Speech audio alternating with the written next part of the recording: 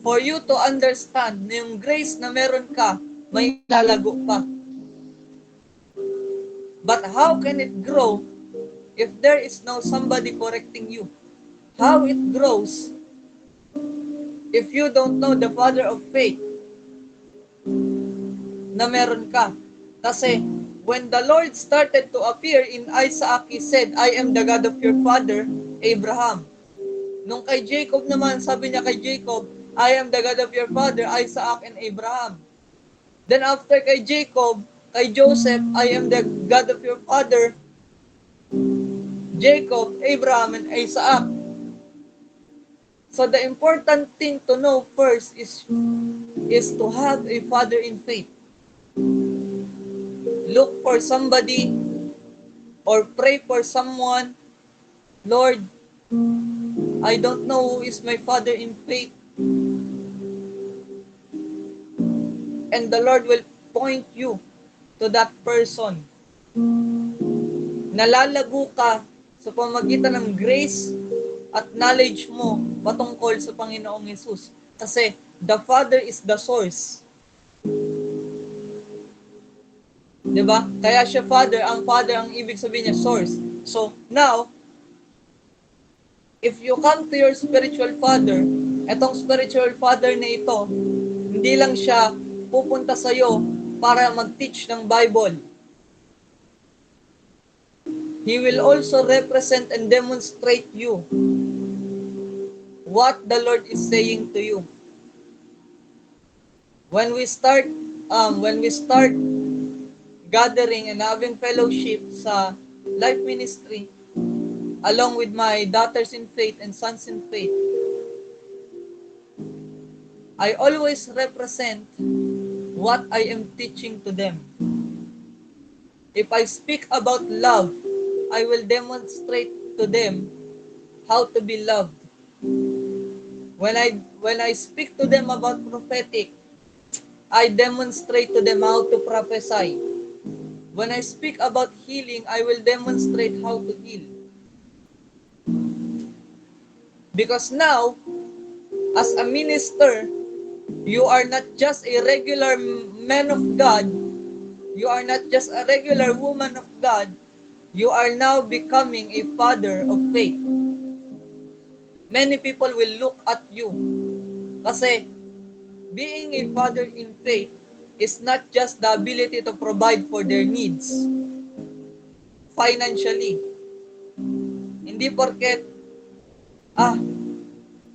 binayaran ng pastor namin yung mga kailangan kong bayaran. Yun na yung evidence as a father of faith. No, in fact, the father of faith is somebody that will correct, somebody that will help, and somebody that will pass on kung ano yung mission na meron ka, vision na meron ka. Hindi po ba? Kasi if you have a father in faith and there is no mission and there is no vision,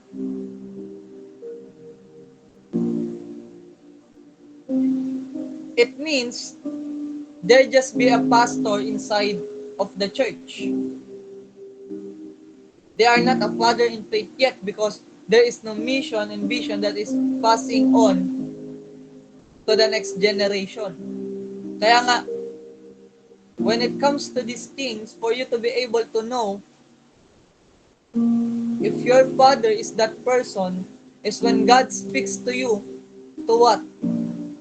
To allow yourself to be teachable, humble, and moldable. Kasi every parts of you, if you don't change, and if you don't listen, it will be triggered. At after na matrigger ikaw, what will happen? You will be ruined because of the wrong thinkings na itong tao na to is just a pastor to me. That person is just my prophet. That person is just a minister of the Lord. So now, as a people of the Lord that are following the Father in faith, we should walk by their side and learn from them. Diba? walk by their side and know about the Lord Jesus more and grow in grace. Whenever you see a father in faith, this is what I've realized. It will push you beyond your limits. Itutulak ka nun beyond sa limit mo. When I start to see kung itong mga taong to ay capable sa kung saan sila capable, pinupush ko sila sa ganung part ng kanilang life. Why? Because I see in the spirit na kailangan nila to. So now, I need now to do the things that I saw. At kailangan ko silang i-train doon. When I see that they need to grow in knowledge about the Lord Jesus Christ, I push them. I teach all of those things. But when I see the need that this person is called to prophesy, I will teach them how to. Why is that? Because being a father is knowing what the need of your people by the revelation of the Lord. Kasi how can you tell them about the grace they have? How can they grow if there is no somebody that is pushing them? Like for example, one of the things where we are flowing is in soul winning. So what we need to do? Push them to do soul winning. Push them to invite people. Push them to send links. Why? Kasi yun yung need ng mga people around me. And sometimes when I'm in the church, ano ang pinupush ko? I push doctrinal stuffs. I push theological stuffs because some of you needs those things, or some of you really has that kind of heart to know the Lord much deeper. Diba? So now, many people will not accept the words that comes from a father in faith. But understand this, people of God. For you to be able to grow, especially if God is calling you in great numbers of people, you need a father in faith. Kung alam mo na may mission ka, kung alam mo na may commission ka that comes from the Holy Spirit, He has given you word, you need to submit under the authority of that father. Not because of being, not because somebody will manipulate you, but somebody will help you to get into the place where you need to be. Kanina sabi ko, ang timely nung napanood ko, kasi si Shepherd Bushiri, he is honoring his father in faith na si Prophet Hubert Angel. Now, when I heard that person speaks, sabi ko, this is the real fathering, and this is the real sonship inside the church.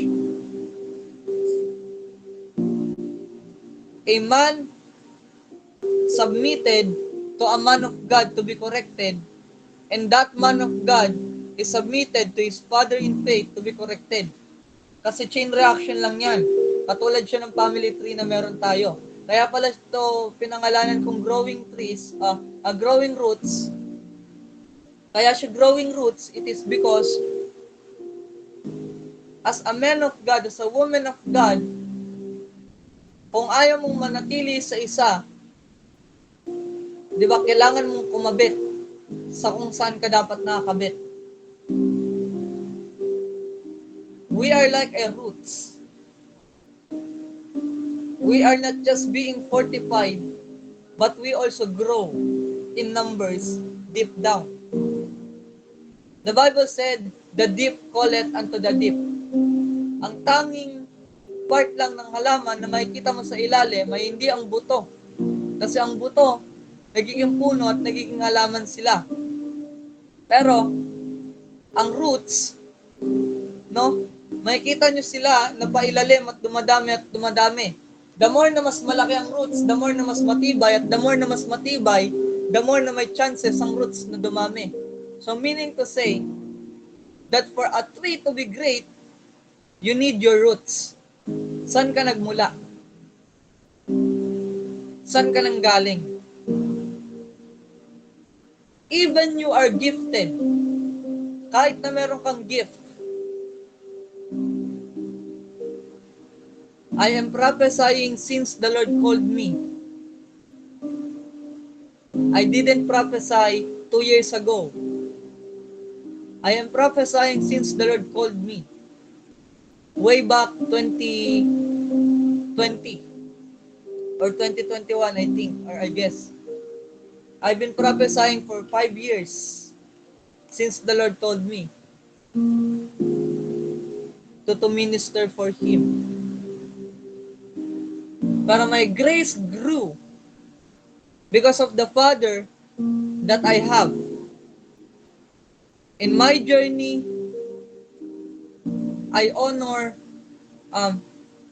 many mentors, but I only have 2 fathers in faith. Father in my local church and father in the prophetic.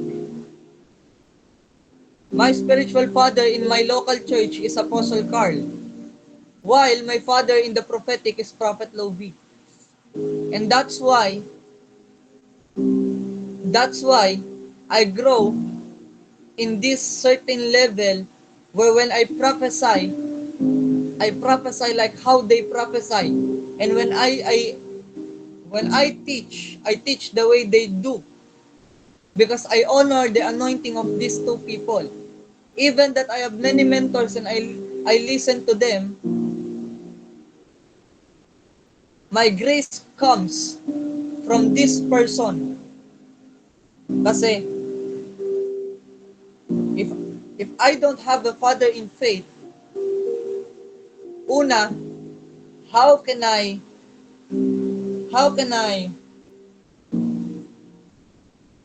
walk into the place where I should walk? Diba?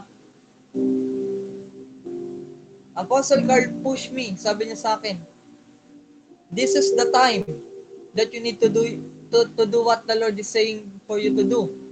Kailangan mo nang gumawa ng grupo. Okay, sige. Noong una I resisted.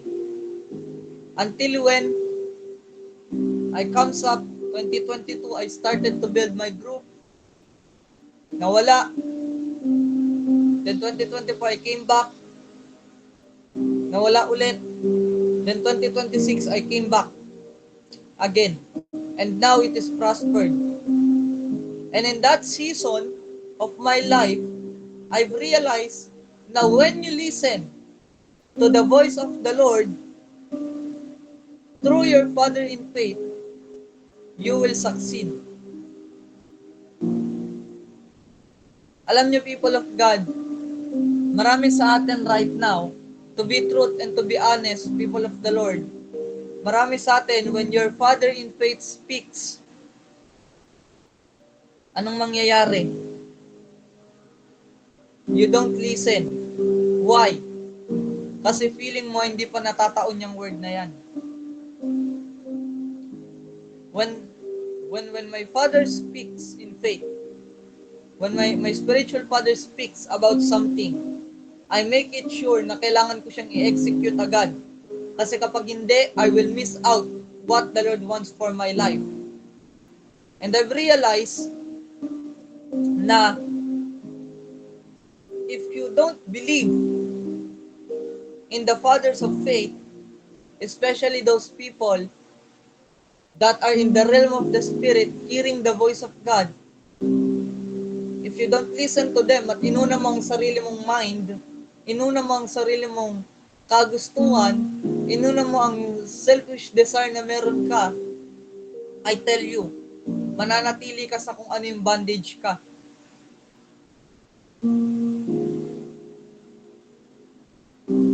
The reason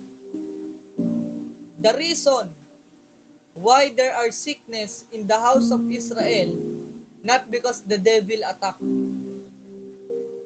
but because of their disobedience to their fathers in faith. Binigyan sila ng Lord ng na binigyan sila ng Lord ng prophet. Prophet speaks, they don't listen, they suffer. It's either famine, sickness, or death. Doon lang natakbo ang buhay ng Israelites kapag nag-disobey sila. Kaya let us check our heart, people of God. Why there are sickness in us? Not because you are too old. Why our family members have sickness? Not because they are too old. Not because of the medical things. It is true na merong medical condition sa mga taong yan, but why those things are happening? Because they don't listen to the fathers of faith. Because the fathers of faith are the ones that represent God. So if you don't listen to them, you don't listen to God. They are the oracle. They are the voice of the Lord. They are the glories of God. Diba? Kaya nga, people of God, I am wondering for those people that have a hard rock na puso, diba, on listening. Why our life is not prosperous? Because we don't listen to the word and to the voice of the Lord. At sinabi ko, why you have sickness? Why the family members have sickness? If the Lord promised to you that by His stripes you are healed. Diba? Because we don't listen. Take it seriously, people of God. Your deliverance is in this word. I don't need to pray for anyone, but I want you to return in the fathers of faith that the Lord has given unto you. Alam niyo, one time, nag-uusap kami ni Pastor Carl kasi meron ako nakilala lately. He was a man of God. Okay. He said he has vision. I said, okay, fine. Kung may vision ka, that's good. Good of you. Pero, nung sinabi niya sa akin na, okay lang ba na tawagan kita at this specific time at gusto kita maka-fellowship kasi may pinakita si Lord sa akin na ganito, na ganyan. Immediately in my heart, sabi ko, Lord, I don't accept any other kind of doctrine. I don't care if this man is a prophet. I don't care if this man is a minister. I listen to what you are saying to my Father. Kasi yun yung pangangailangan na meron ako. Yun yung needs ko. Kasi kung ikaw, bilang man of God, you are listening to different type of people, different type of doctrine ang papasok sa isip mo, hanggang dumating sa point na hindi mo ma-practice lahat ng doctrine na yan, hanggang sasabihin mong wala na lang healing at deliverance, wala na lang ganito, wala na lang ganyan. Diba? When it comes to prophecy, when it comes to spiritual realm, I don't listen to any other person. When it comes to my personal life, and when it comes to many things, I only listen. Katulad ng sinabi ko, I only listen to two people that will correct me. Kasi ang mentor, they are there to teach you something, to push you. Pero pag kinorek ka ng mentor mo, pwede mong pwede mong i-reject yung correction nila. Pero ang Father, if they say 9 a.m. you need to wake up and pray, how many of you shall obey it? Diba? Why I honor a man of God so much? 'Di ba? Katulad nga ng perspective ko kapag ikaw ay inutusan na bumili ng suka mula Muntinlupa hanggang Makati, lakad lang. How many of you will say yes to that command that comes from your Father in faith? 'Di ba? Many of us will say, too much naman na yun. Remember the life of Elisha to Elijah. Hanggang kamatayan, sasamahan niya ang kanyang spiritual father. Why? Because he knew that there is something na nag-wait sa kanya. He will receive what he has. Diba?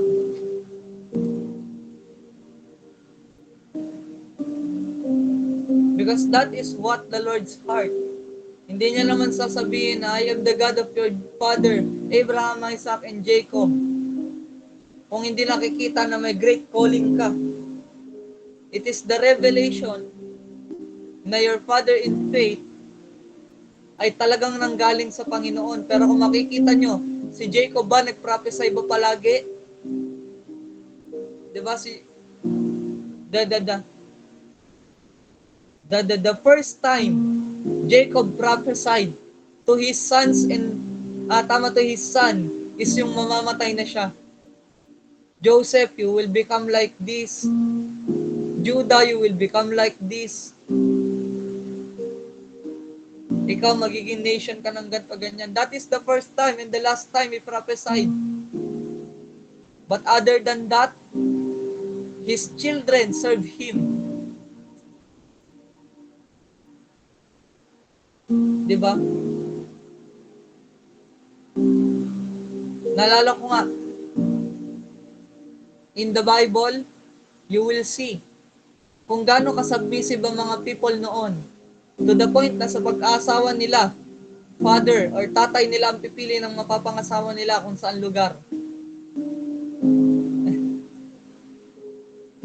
Pero sa atin, if we have spiritual father, at sabihin na tayo ay mananalangin every Wednesday, bakante ang upuan sa church.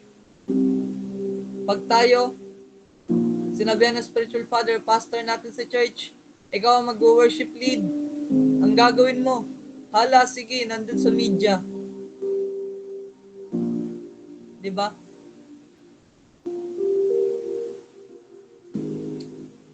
The reason why I am telling this is for you to be able to serve God well. Yes, the Lord reveals His plan to you. Pero ang tanong,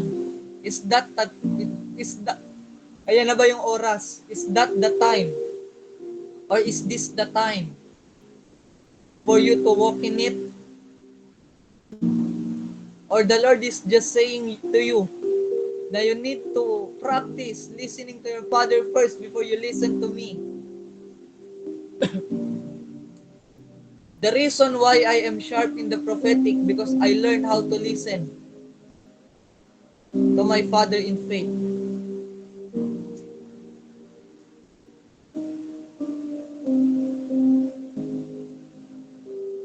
Because how can I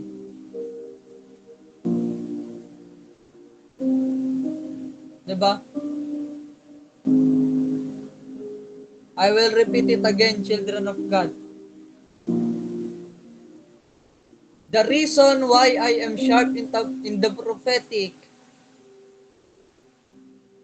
the reason why I am sharp in the prophetic because I learned how to listen to the people that God has sent for me. When the Lord speaks through them, I make sure that I will execute it. When the Lord said, Rainer, do this, I immediately do those things because I know that in every word they speak, it is a revelation from the Lord.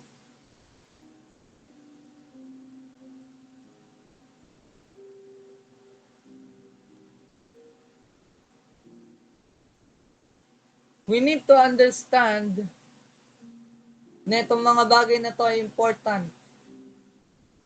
Kasi kapag pinasawalang bahala natin, ano mangyayari sa atin? Our life will always be in chaos, in wilderness.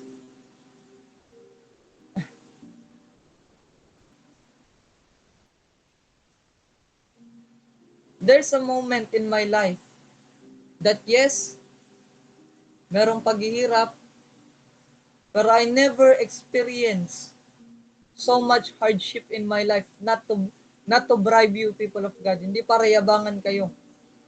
I never experienced too much pain in my life because I learned how to listen. May mga maling decision ako at some point. May mga consequences ang aking mga nagawa before. Pero to be in the place of pain, to be in the place of I regret something, I don't have those things because I learned how to listen. I practice by listening to the man of God that God has given unto me. Firstly, sa aking parents, sa aking mother and father, biologically. But secondly, to my father in faith. I listen to them. That's why I don't suffer so much. Even when they suffer, I don't experience the same suffering they had. Why? Because I listen to their instructions. Did you know, people of God, that your suffering should be your suffering and not the suffering of your son?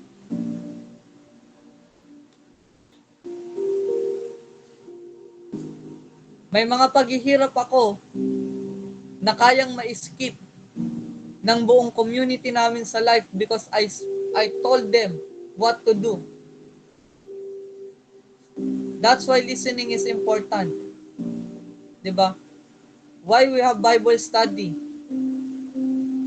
Bakit pa tayo nag-Bible study? Bakit pa tayo nag-discipleship?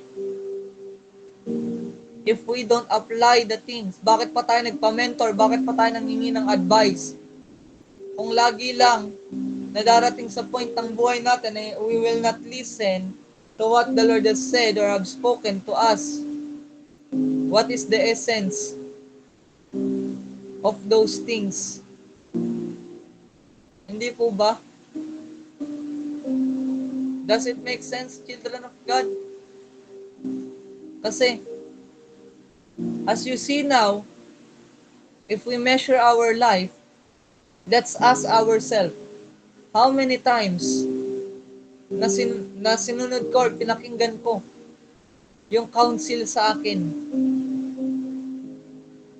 Kaya po tayo hindi nag-grow sa grace, kaya po tayo hindi nag-grow sa knowledge natin about sa Lord. Kasi paano natin may encounter si Lord hindi tayo nakikinig? Diba? We execute things before we start to listen. Instead of listening first. Deprania sako.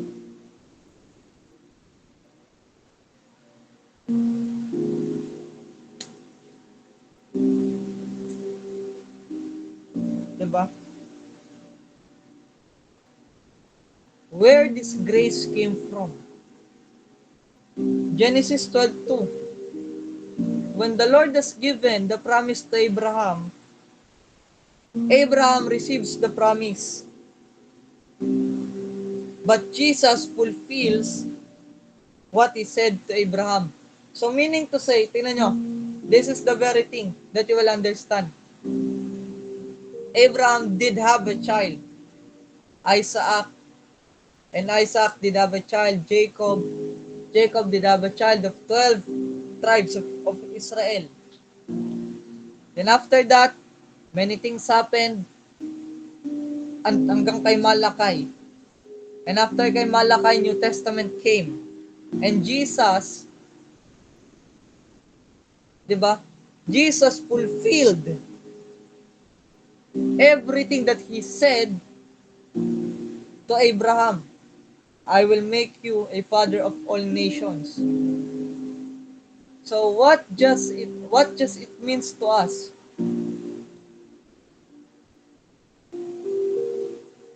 In this moment, we are being reminded, hindi lang na God's words shall come unto pass, but also you need to track down what you need to carry so that the word of the Lord towards your father should be fulfilled. Kailangan i-track down yung mga bagay sa ating life so that when we start to listen,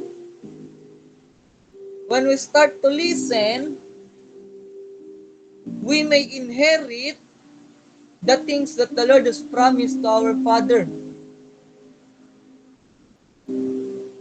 Remember, my Father has a word that comes from the Lord through other ministers. And the Lord said that you will be holding a conference to conference and people will start to invite you. Then alam niyo, people of God, it happens and it is currently happening sa Tacloban. Hindi lang siya isang beses, but many times it happened. Kasi he knew that when I obey the word of the Lord through these people, especially those fathers in faith, I will benefit from it.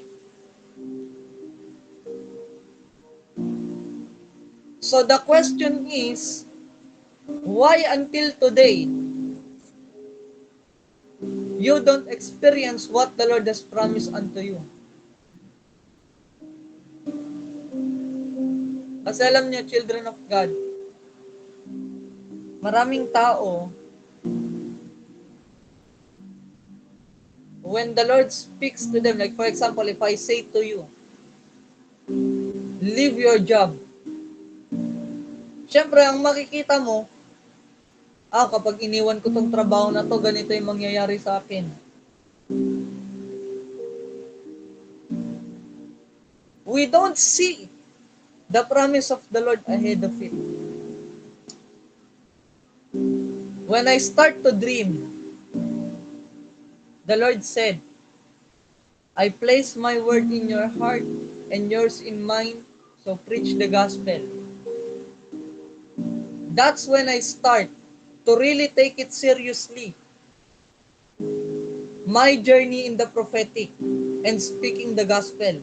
Kasi if I don't obey those things, how can it happen? Listening is important. Listening is important. Always remember that, children of God, before you execute. You have a spiritual father. It is a training so that you may become more sensitive to the Spirit of God. And you may now execute it.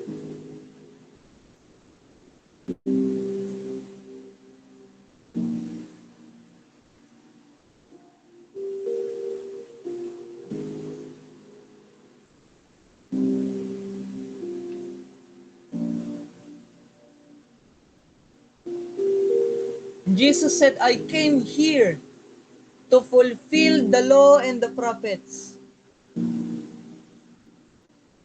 Because the law is what he has given to Moses. And the prophets, the people who prophesied about the coming of the Messiah, the suffering and the death of the Messiah, and the rising up again of the Messiah. They prophesied that to Jesus. Lahat ng mga bagay na ginagawa ni Jesus, it is all prophesied by the fathers.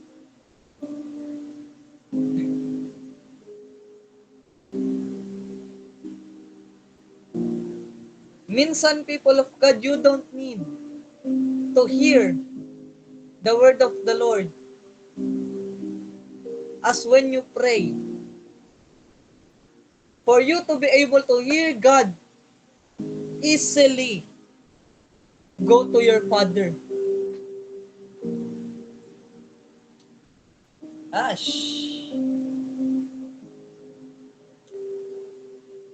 You are praying and fasting. speaking to the Lord, "Oh, Father, what should I do?" Reba shakatala. No word. Lord, if this is now a 2 days fasting, dry fast na water, Reba shakata. No word again. It is not because you can wait, God will speak. Submission is a must, and it is a protocol.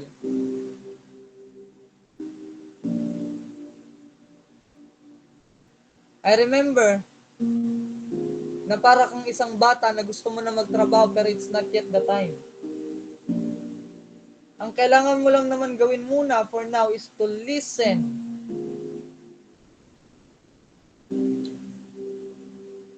You just need to listen first. Then execute. And time will come, God will appear to you and He will confirm that He is the God of your father.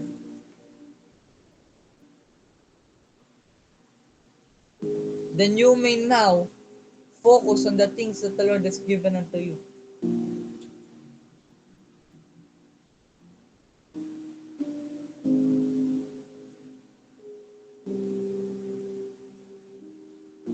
Naintindihan po ba, people of God? Makiki-heart kung ako ay naintindihan ngayon. Thank you so much, people of God, for responding. You know, naalala ko to, when I was playing basketball, when I was on my prime, high school days. Kasi, that time talaga, babad kami sa init, babad kami sa lahat ng ano, basta we are just playing. And,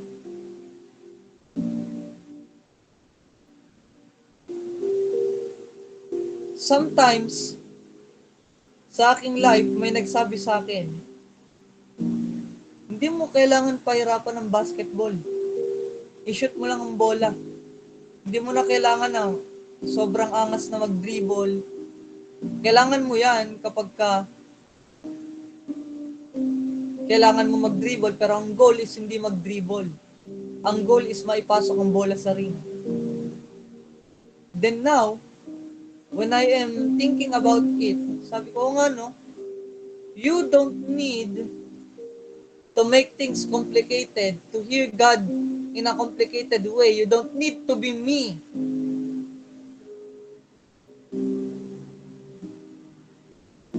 Just to say you hear the Lord. To the point that in the realm of the Spirit, I see you are doing this. No. No, no, no, no. You don't need to do that. If you need God to speak to you, come to your Father. Ano po ba yung word ng Lord sa akin? Try it.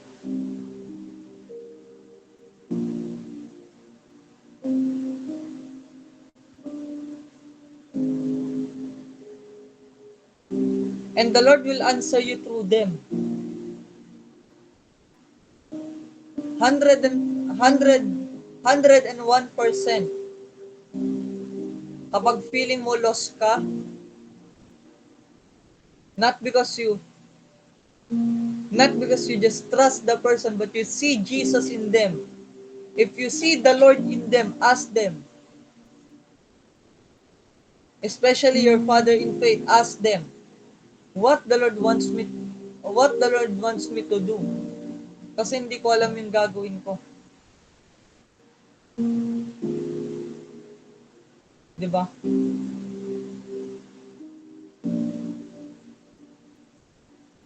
When my people, when they felt lost, and if they don't know what to do, I am the one that will come to them and say, you are on the wrong path. You need to do this. You need to do that. Because I know that as a father in faith, I need to align them according to what the Lord has given unto them. So why I share these things? Because I want you to understand, children of God, that your Father know exactly where you are. Bakit hindi ka nagtitiwala? Diba? Our spiritual father, our pastor, knew exactly kung ano yung pinagdadaanan mo. At paano susolusyonan yun, alam niya din. Why? Divine revelation. Pero why you don't listen? Diba?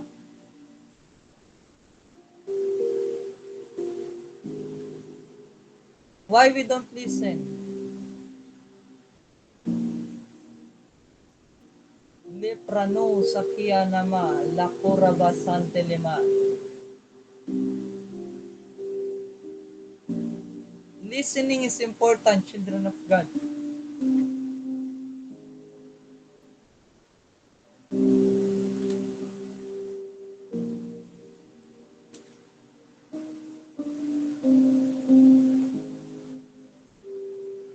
Acts 7 verse 30 to 32. Acts 7:30 to 32. And 40 years had passed, an angel appeared to Moses in the flames of a burning bush in the desert near Mount Sinai. When he saw, he was amazed at the sight, and he went to get a closer look. And he heard the Lord said, I am the God of your fathers, the God of Abraham, Isaac, and Jacob. Moses trembled with fear and did not dare to look.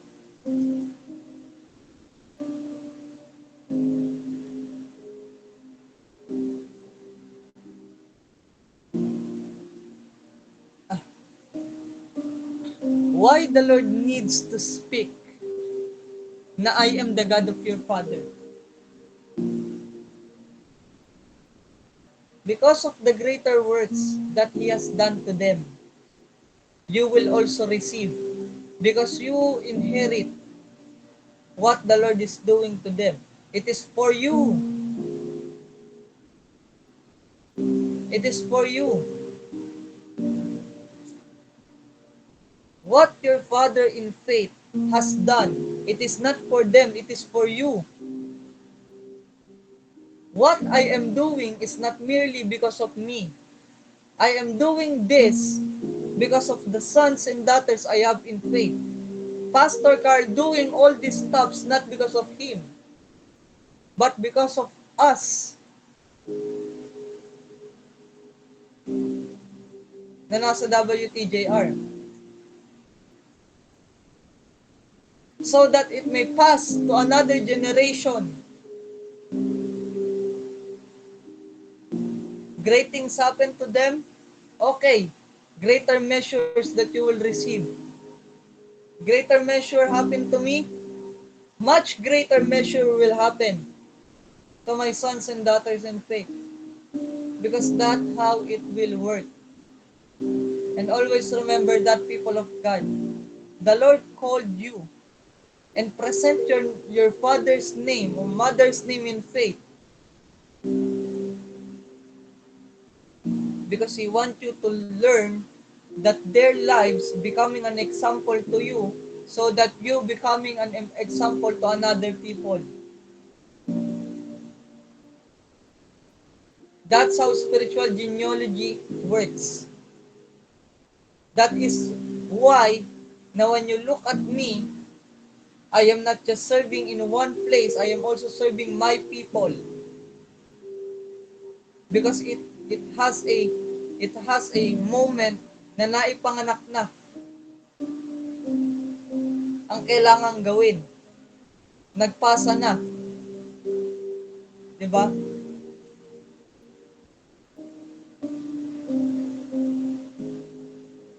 If my spiritual father is Abraham, I am now Isaac.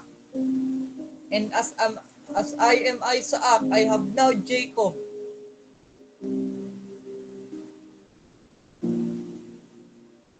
Diba? That's how it works, people of God.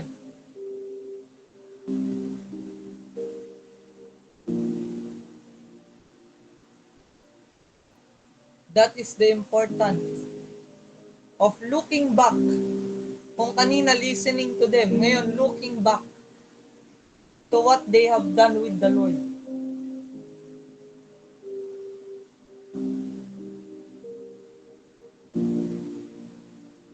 So our prayer point for today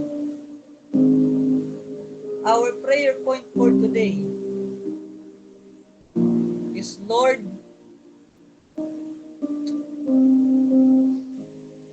I will come back and listen to my Father in faith. Now speak up, people of God. Lift up your voice and pray.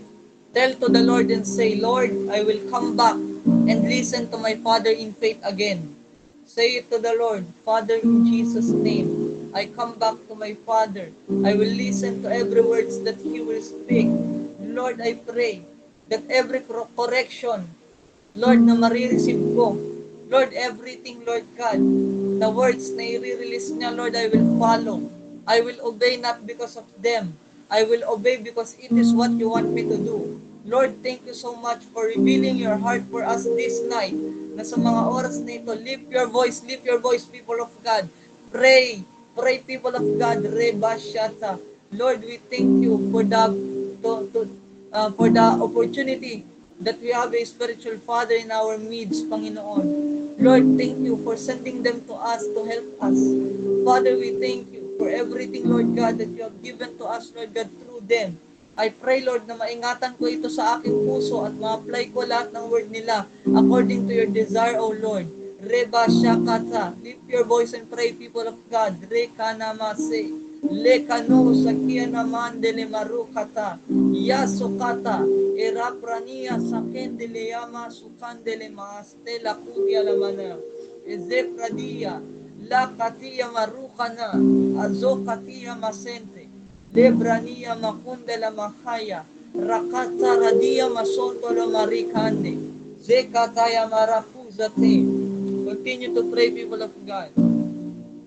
Reba Shaka. Leprania namaso. Lord, we are coming back to our Father and listen once again to their voice.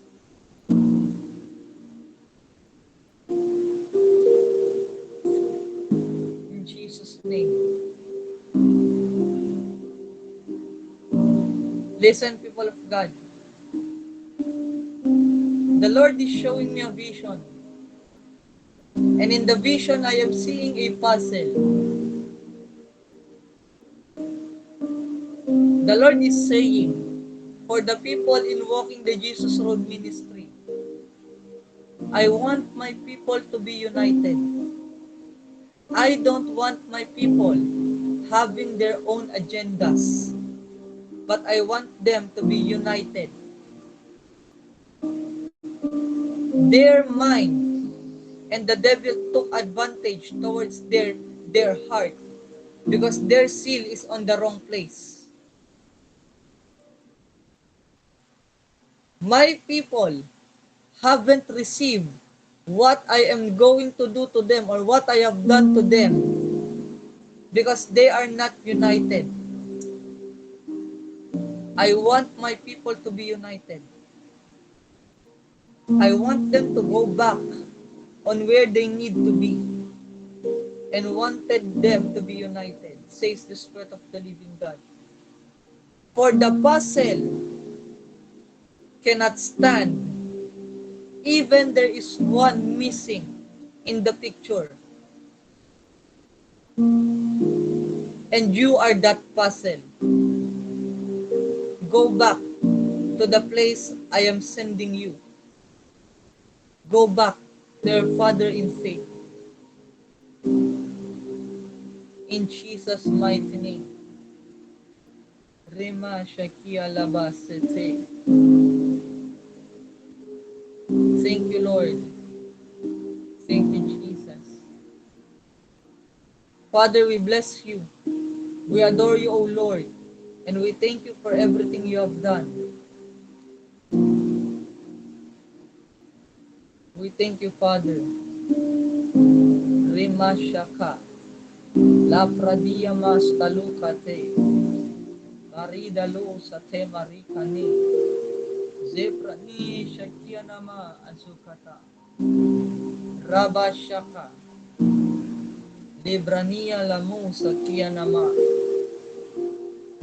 We thank you, O Father, for everything that you have done. In Jesus' mighty name, amen and amen and amen. So people of God, I want you to understand that the word of the Lord for us is go back in listening to our Father in faith and at the same time to be united once again. So may the Lord bless each and every one of you. See you po again this coming Sunday sa ating Sunday service. As I can invite all of you to go